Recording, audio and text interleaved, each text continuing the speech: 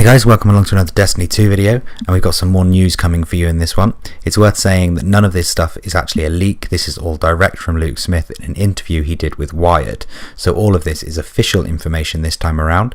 So basically Luke Smith did a Q&A with Wired yesterday in which he just answered a load of questions which were put to him from Twitter users, and I've just pulled out what I thought were the most interesting points from that interview. The first one we're going to start with was for the question of how will veteran Destiny 1 players be remembered? And his answer to this one was, we have something we're planning, but we're not going to talk about it or spoil it now. But when the game comes out on September the 6th, you'll find it for yourselves.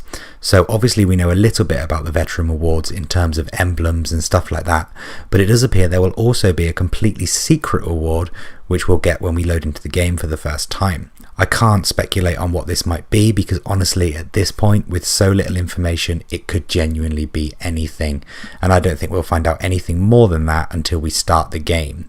But I'd imagine that it will be something pretty good if Bungie have kept it a secret for this long and are waiting for us to discover it ourselves when we first load up the game. Along that same vein, he also added that if you played Destiny 1 to completion, you will enter the world of Destiny 2 a bit differently than the brand new players will. So that sounds to me like we might get a slightly different story beginning maybe for the veteran players or something along those lines anyway. I think it's exciting that Bungie are definitely coming up with ways to reward the older players from Destiny 1 with more than just emblems, and I'm very much looking forward to seeing what these things are going to be. Luke Smith also confirmed something pretty awesome, and that is that the elemental damage type on a weapon can be changed with a mod at any time. So the solar, void and arc energy damage types are interchangeable on any of the energy weapons within the game. He gave an example of if the Nightfall has a lot of enemies with solar shields, then you can take your favourite weapon and swap the mod for solar damage if it's not already, to deal more damage, and of course if you destroy those solar shields with a solar weapon, they'll have that nuking area of effect damage to all nearby enemies. He did also clarify that these elemental damage mods obviously do not include exotics. We cannot change the damage type on the exotic weapons. Someone asked about if private matches will be added soon after launch, and Luke replied by saying they are still unable to confirm when this will happen, but they have a team working on it and a number of other things that they want to add on after launch, and private matches is indeed on that list. So we now know that they are definitely coming, it's just a matter of when rather than if. We also learned a bit more about the dubious volley, which is in fact called the Wardif Coil. The dubious volley was a weapon that was supposed to be included in Destiny 1. The files were data mined from the game, but it just didn't make it into the final version.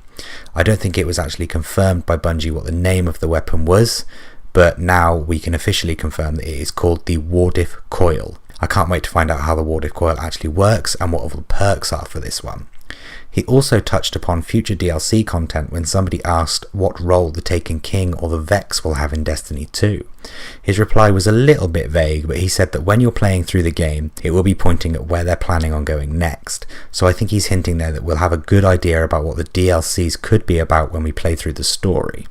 And Luke Smith did also say that the Vex don't really get too involved with the Red Legion war story, but I'd imagine that they're going to come into it with the Osiris expansion, as he's very interested in the Vex, so I'd expect the first expansion to be quite Vex heavy. Just a couple of other points to bring up here, and starting with the fusion rifles, damage has been reduced a little bit. Can't say I'm surprised by this as they were insanely powerful in the console beta. They've also reduced sniper flinch and sway a bit, as well as increasing rocket launcher damage in PvE activities, which was definitely needed as they were pretty rubbish. No mention of grenade launchers here though, but hopefully they've had their damage increase as well, because like the rocket launchers, they were pretty awful in terms of damage in the console beta. And finally, Luke was also asked which weapon he will miss most from Destiny 1, and his response was Fatebringer from the Vault of Glass, saying that he will miss that weapon forever. So I think that's pretty clear then to us that the Fatebringer will not be returning within Destiny 2. So that's all I've got for you guys, a roundup of the Luke Smith interview and all of the points that I found really interesting. If you like the video, please give it a like, rating and subscribe so you don't miss any future content, and I will see you guys again soon.